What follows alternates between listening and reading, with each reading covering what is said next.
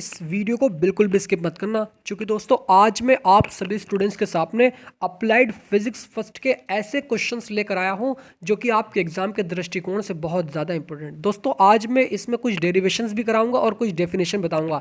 इन सारी चीज़ों को आपको अपनी नोटबुक पर नोट कर लेना है, क्योंकि दोस्तों आप जानते हैं कि आपका एग्ज़ाम बहुत नज़दीक आने वाले हैं। फरवरी के फर्स्ट वीक में आपके एग्ज़ाम होने वाले हैं, है ना। उसमें भी आपको अप्लाइड फिजिक्स का एग्ज़ाम देना है, तो इसी के पॉइंट ऑफ व्यू से ये वीडियोस बनाई जा रही है ना। तो ज़्यादा लंबी चौड़ी वीडियो नहीं होगी। थोड़ी सी आपसे रिक्वेस्ट ये करता हूँ दोस्तों, अगर आप मेरे चैनल पर नए आए हो तो सब्सक्राइब करना बिल्कुल भी ना भूलें, क्योंकि दोस्तों इसी तरह की हेल्पफुल वीडियो मैं आपके लिए प्रोवाइड कराता रहता हूँ, है ना। तो आइए दोस्त, इसको ज़्यादा बात नहीं करते हैं, देखते हैं किस तरीके के प्रश्न आपके एग्जाम में पूछे जाते हैं और कौन कौन से हमें तैयार करना है ना। पहला क्वेश्चन गया आपकी स्क्रीन पर। अब दोस्तों इसमें कहा गया है हमसे, इसको एकदम एक्सप्लेन से मैं आपको बताने वाला हूं, इसलिए दोस्तों स्किप नहीं करना बिल्कुल भी। अगर आप स्किप करोगे तो आपको कुछ भी समझ नहीं आएगा, है ना। तो पहले क्वेश्चन में कहा गया है कि विमीय समीकरण तथा समांगता का सिद्धांत। अगर आपसे विमीय समीकरण पूछे और समांगता का सिद्धांत पूछे, इसकी सीमाएं पूछे, उन सब के बारे में दोस्तों यहाँ पर कहा गया है कि विमीय समीकरण यानी जब उपरोक्त विमीय सूत्र को समीकरण के रूप में लिखा जाता है ना, तो विमीय समीकरण कहलाता है। जैसे बल का विमीय सूत्र ml की पावर -2 होता है। जाहिर सी बात है, आप इसको रटना नहीं है दोस्तों, एकदम समझ करके इसको पढ़ना है ना। उसके बाद में सेकंड डेफिनेशन, समांगता का सिद्धांत क्या होता है। किसी विमीय समीकरण के विमीय संतुलन के लिए यह आवश्यक है, किसी विमीय समीकरण के विमीय संतुलन के लिए यह आवश्यक है कि उस समीकरण के बाईं ओर की राशियों की विमाएं उसकी दाएं ओर की राशियों की विमाएं के ठीक बराबर होनी चाहिए। इस सिद्धांत को विमाओं के समांगता का सिद्धांत कहते हैं। बहुत आसान है, समझ करके दोस्तों पढ़ना है इसको, है ना। उसके बाद में इसके उपयोग देखते हैं। मात्रकों को एक पद्धति से दूसरी पद्धति में बदलना, उसके बाद में समीकरणों की सत्यता की जांच करना, उसके बाद में भौतिक राशियों के मध्य परस्पर संबंध स्थापित करना, भौतिक राशियों के मात्रक ज्ञात करना, है ना। चार आप आराम से इसका उपयोग ज्ञात कर सकते हैं। उसके बाद में दोस्तों यहाँ पर इसकी विमीय विश्लेषण की सीमाएं बहुत इंपॉर्टेंट है दोस्तों, बहुत बार पूछी गई हैं। तो सूत्र में उपस्थित विमाहीन नेतांक के का मान ज्ञात नहीं किया जा सकता। कोई भौतिक राशि सदिश है या अदिश है, इस विधि से ज्ञात नहीं किया जा सकता। उसके बाद में यदि किसी सूत्र में उपस्थित नेतांक विमाहीन नहीं है तो इस विधि का प्रयोग नहीं कर सकते हैं। उसके बाद में चौथा पॉइंट इसका, विमाहीन राशियों जैसे त्रिकोणमिति, चरघातांक, लघुगणकीय पदों वाले समीकरण का विश्लेषण इस विधि से नहीं किया जा सकता है। इस चीज़ को दोस्तों आप याद रखेंगे, है ना। उसके बाद में एक बहुत इंपॉर्टेंट डेरिवेशन जो कि आपके एग्जाम के दृष्टिकोण से इंपॉर्टेंट है और आपके स्क्रीन पर गया। अब इसमें देखिए दोस्तों क्या कहा गया है। देखिए, कोणीय तथा रेखीय वेग में संबंध, इसको हमें स्थापित करना है। कैसे करेंगे, देखिए यहाँ पर ये एक वृत्त है, ठीक है, एक वृत्त है और इस वृत्त पे एक इस पॉइंट ए पर एक हमारा एक क्या रखा हुआ है, एक कण रखा हुआ है। इसको देखते हैं यहाँ पर, और इसकी उस वृत्त से जो दूरी है वो त्रिज्या है इसकी r, है ना। और जब ये यहाँ से इसकी दिशा की ओर जाता है, बी की दिशा की ओर, तो इसके बीच जो कोण बनता है वो डेल्टा थीटा बनता है ना। थीटा कोण बनाती है। तो पढ़ते हैं इसको। माना कोई पिंड डेल्टा टी समय अंतराल में, यानी कुछ समय में, डेल्टा सी समय अंतराल में वृत्त की परिधि पर गति करता हुआ बिंदु ए से बिंदु बी तक डेल्टा एस दूरी तय करता है। बिंदु ए से बिंदु बी तक डेल्टा एस दूरी तय करता है, ठीक है। ये बात तो आपको समझ आ रही होगी दोस्तों, है ना, बिल्कुल। अब दोस्तों कोणीय विस्थापन होता क्या है, देखिए यहाँ से लेके यहाँ तक ये जो कोण बन रहा है इसको ही हम क्या कहते हैं, कोणीय विस्थापन कहते हैं। डेल्टा थीटा से इसको व्यक्त करते हैं, ठीक है। क्या हो जाएगा, चाप बटे त्रिज्या होती है। कोणीय विस्थापन इज इक्वल्स टू चाप बटे त्रिज्या। चाप क्या है, डेल्टा एस है। यहाँ से यहाँ तक की दूरी क्या है, डेल्टा एस है दोस्तों। त्रिज्या क्या है, इसकी आर है। इस चीज़ को आप समझ रहे होंगे, है ना दोस्त, बिल्कुल। उसके बाद में दोस्तों यहाँ पर देखिएगा, हाँ, दोनों तरफ डेल्टा टी से भाग करने पर, दोनों तरफ क्या करते हैं, डेल्टा टी से हम भाग करते हैं, तो क्या हो जाएगा, delta theta upon delta T is equals to delta S upon R into 1 upon delta T आ जाएगा, ठीक है, बिल्कुल। अब दोस्तों इस डेल्टा एस को डेल्टा टी के ऊपर लिखना है, ठीक। तो क्या हो जाएगा, डेल्टा थीटा, डेल्टा टी तो अपनी ही जगह, is equals to 1 upon R delta S upon delta T आ जाएगा, क्लियर। उसके बाद दोस्तों क्या होता है कि समय अंतराल डेल्टा टी, यानी डेल्टा टी के बहुत अत्यंत, यानी अत्यंत सूक्ष्म होने पर, बहुत छोटा होने पर delta T tends to zero, यानी डेल्टा का मान जीरो हो जाएगा। इस चीज़ को दोस्तों आप याद रखेंगे, है ना, जीरो के बराबर मान लेते हैं क्योंकि डेल्टा टी जो समय है वो बहुत कम है ना। अब क्या हो जाएगा, limit delta theta upon delta T is equals to 1/r, limit delta T tends to zero delta S upon delta T हो जाएगा। ठीक है दोस्तों, बिल्कुल। अब उसके बाद में परिभाषा अनुसार limit delta T tends to zero delta theta upon delta T जो होगा वो ओमेगा के बराबर होगा, क्योंकि दोस्तों यहाँ पर delta theta upon delta T जो होता है ओमेगा होता है ना। विस्थापन बटे समय अंतराल को डेल्टा ओमेगा कहते हैं, और यहाँ पर विस्थापन बटे समय को क्या कहते हैं, वेग कहते हैं, यानी वी कहते हैं। इस चीज़ को दोस्तों आप याद रखेंगे। उसके बाद में देखिए दोस्तों यहाँ पर आ क्या जाएगा, ओमेगा, इसकी जगह तो आ जाएगा हमारा क्या, ओमेगा आ जाएगा, है ना। उसके बाद में यहाँ पर 1/r तो अपनी ही जगह, उसके बाद में इसकी जगह हमने क्या लिखा, इसकी जगह हम वी लिखेंगे, वी लिख दिया हमने यहाँ पर, है ना। तो क्या हो जाएगा यहाँ से, v इज इक्वल्स टू, इसकी r की मल्टीप्लिकेशन इस ओमेगा में कराएंगे तो v is equals to r into omega आ जाएगा। तो ये क्या हो गया, ये हमारा संबंध स्थापित हो गया है, कोणीय तथा रेखीय वेग में संबंध स्थापित हमने कर लिया है। अगर आपके एग्जाम में आता है तो आप इसको छोड़कर के नहीं आएंगे। उसके बाद में दोस्तों इससे भी ज़्यादा इंपॉर्टेंट जो कि मैं आपको अब बताने वाला हूँ, इसके बाद में, हाँ इसके बाद में बताऊँगा, तो ये भी इंपॉर्टेंट है, रेखीय तथा कोणीय त्वरण में संबंध, है ना। अब देखिए दोस्तों, रेखीय तथा कोणीय त्वरण में संबंध, अभी हमने रेखीय वेग और कोणीय वेग में संबंध स्थापित किया था, है ना। अब हम करेंगे रेखीय वेग तथा कोणीय त्वरण में संबंध स्थापित करेंगे। तो देखिए दोस्तों, कोणीय त्वरण यानी अल्फा से इसको हम व्यक्त करते हैं, alpha is equals to D omega by D T होता है। इस चीज़ को आप याद रखेंगे। और आप सभी स्टूडेंट्स जानते हैं v is equals to R into omega होता है, और ओमेगा का मान यहाँ से निकाले तो v अपॉन आर हो जाएगा।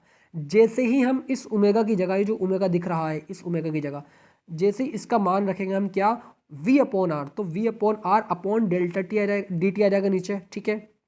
उसके बाद में यहाँ पर alpha is equals to 1/r को अलग किया, यानी यहाँ से 1/r को हमने अलग निकाल लिया, तो D V upon D T आ जाएगा, है ना दोस्त, बिल्कुल।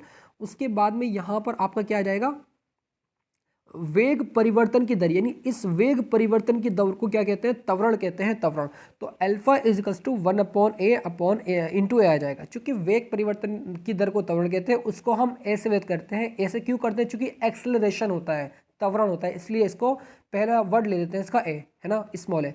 तो A is equals to R into alpha हो जाएगा। यानी दोस्तों हमने यहाँ पर क्या ज्ञात कर लिया, हमने यहाँ पर रेखीय तथा कोणीय त्वरण में संबंध स्थापित कर लिया। इस चीज़ को दोस्तों आप याद रखेंगे, है ना। उसके बाद में बहुत इंपॉर्टेंट दोस्तों, इस बार के लिए वेरी वेरी इंपॉर्टेंट है, इस चीज़ को एकदम ध्यान से समझना है ना। इसको पढ़ते हैं। देखिए, केंद्रीय या अभिकेंद्र त्वरण को स्थापित करो, इसका व्यंजक स्थापित करो, इसके बारे में लिखो, तो डेफिनेटली दोस्तों 5 मार्क्स आप आराम से यहाँ से स्कोर कर जाएंगे। देखिए इसको पढ़ते हैं। जब कोई पिंड, देखिए इसको मैं इस फिगर के माध्यम से एक्सप्लेन करता हूँ। इसमें लिखा हुआ है कि जब कोई पिंड एक समान वृत्तीय गति करता है, देखिए एक वृत्त है ना, एक वृत्त है, ये रहा वृत्त बना हुआ है, इस पर एक पिंड P रखा हुआ है, ये रहा P।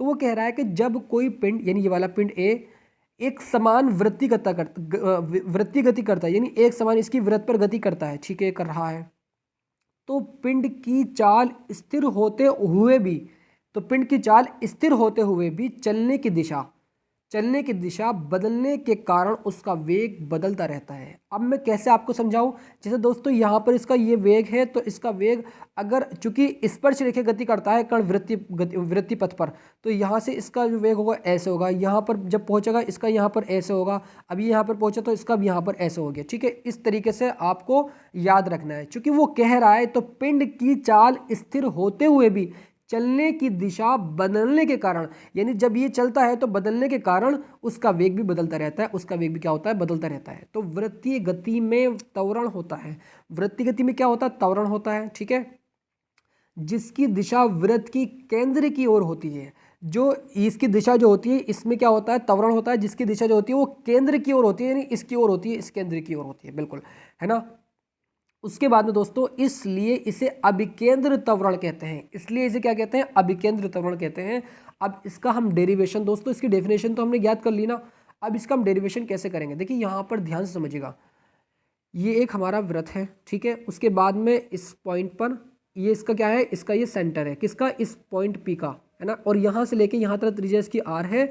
जब ये इस पॉइंट पर है तो इसकी दिशा ऐसे होगी, V1 होगी। जब ये यहाँ पहुँचेगा तो इसकी दिशा ऐसे होगी। जब ये यहाँ पहुँचेगा इस पर B पॉइंट पर तो इसकी दिशा ऐसे होगी, है ना। यानी लगातार इसकी दिशा क्या हो रही है, बदल रही है। और जब ये यहाँ बी पर पहुंचेगा, बी से यानी इस ए पॉइंट से बी पॉइंट तक पहुंचेगा तो इसकी दिशा v2 होगी, यानी यहाँ से लेके यहाँ का अंतर क्या होगा, डेल्टा थीटा होगा इसका विस्थापन। इस चीज़ को दोस्तों आप याद रखेंगे, है ना। अब यहाँ से इसको हमने यानी इसको यानी ये वाले को ए इधर बना दिया, ये रहा, ठीक है, और ये वाले को ए ऐसे बना दिया, और इस चीज़ को इससे मिला दिया हमने, जिसको हम डेल्टा वी कहते हैं, ठीक है दोस्तों। ये हमारा v2, ये हमारा v1, ये इसके बीच का जो अंतर है वो डेल्टा थीटा है। इस चीज़ को दोस्तों आप याद रखेंगे, एक्स वाई जेड से इसके पॉइंट को हमने नोट किया है। उसके बाद में दोस्तों देखिए इसका हम अब क्या करते हैं, डेरिवेशंस करते हैं। अब आपको मुझे उम्मीद है अच्छे तरीके से समझ रहा होगा।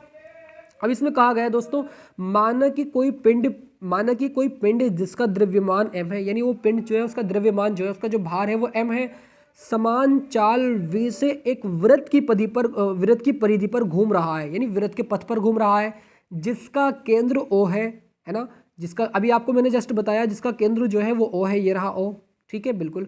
उसके बाद में वो कह रहा है दोस्तों, धीरे धीरे आराम आराम से पढ़ते हुए चलना है, कोई जल्दीबाजी नहीं है, आराम से इस चीज़ को आप याद कर अच्छे तरीके से इसको समझ सकते हैं ना, एकदम ध्यान से।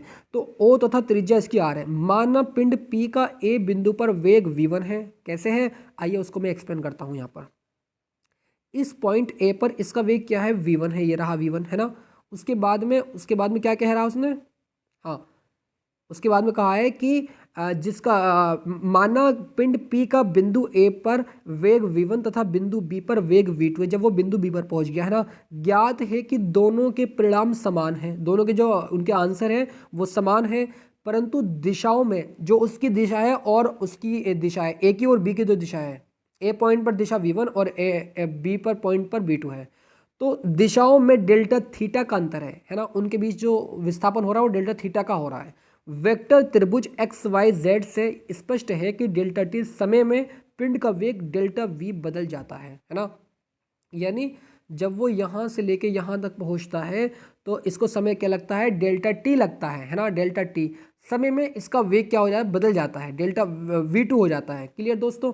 उसके बाद में यहाँ पर अब आपको इसका डेरिवेशन करना है, क्योंकि डेल्टा v यानी v2 माइनस v1, इसको हमने डेल्टा v कहा, delta v is equals to v into delta theta होता है। इस चीज़ को दोस्तों आप याद रखेंगे, है ना, बिल्कुल। क्योंकि दोस्तों यहाँ पर आप देख रहे हैं X Z Y X Z से कि delta theta is equals to वेग डेल्टा v अपॉन v, है ना, तो ये होता है। अब उसके बाद में दोस्तों यहाँ पर delta v is equals to V into delta theta, इसकी क्रॉस मल्टीप्लिकेशन कर दिया आपने, यानी इस v की डेल्टा थीटा से कर दी और v आ गया, delta v is equals to V into delta theta, equation first आ गई है। क्लियर। उसके बाद में दोस्तों यहाँ पर देखिएगा, आप जानते क्या है, कोणीय वेग यानी omega is equals to delta theta upon delta T होता है ना, मतलब अब विस्थापन बटे समय क्या होता है, ओमेगा होता है उसको, ठीक है। तो यहाँ पर जैसे ही हमने delta theta is equals to omega into delta T, यानी इसकी क्रॉस मल्टीप्लिकेशन कर दी, तो डेल्टा थीटा का मान ओमेगा इंटू डेल्टा टी आ जाएगा। उसके बाद में दोस्तों अब डेल्टा थीटा क्या हो जाएगा, डेल्टा वी अपॉन वी, है ना, बिल्कुल, omega into delta T, delta v is equals to V into omega into delta T आ जाएगा, है ना। कैसा है, इस v की मल्टीप्लिकेशन यहाँ कर दी हमने। अब दोस्तों यहाँ पर देखना है, दोनों पक्षों में डेल्टा t से भाग करने पर, जैसे ही दोनों पक्षों में डेल्टा t से भाग करते हैं, देखते क्या होता है। तो इसको थोड़ा सा मैं जूम करता हूँ यहाँ पर, है ना। तो delta T is to V omega delta T upon delta T हो जाएगा। ऐसा क्यों किया, ऐसा अभी बताएंगे क्यों किया। वेग परिवर्तन की दर को त्वरण कहते हैं दोस्तों, है ना। डेल्टा टी से डेल्टा टी कैंसिल हो जाएगा, इसलिए किया। अब ये हो जाएगा हमारा क्या, ये हमारा त्वरण हो जाएगा। वेग परिवर्तन की दर को त्वरण कहते हैं।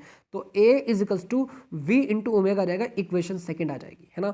अब दोस्तों ओमेगा क्या होता है, अभी जस्ट मैंने आपको बताया, omega is equals to V upon R होता है। तो जैसे ही ओमेगा की जगह हम वी अपॉन आर रखेंगे तो वी स्क्वायर अपॉन आर हो जाएगा, है ना।